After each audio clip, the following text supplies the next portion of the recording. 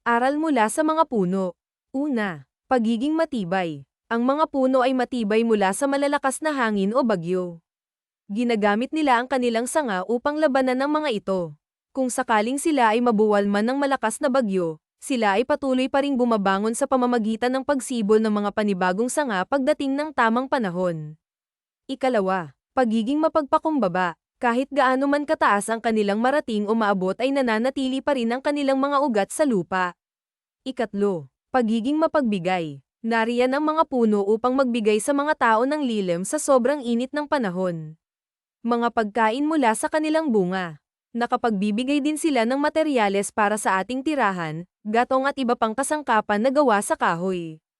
Ikaapat, sila ay matulungin. Sa panahon ng kalamidad, sila ang tumutulong upang sipsipin ang baha. Tumutulong din sila sa pamamagitan ng pagbibigay ng sariwang hangin. Ikalima, ang mga puno ay iba-iba ngunit sila ay may kanya-kanyang halaga.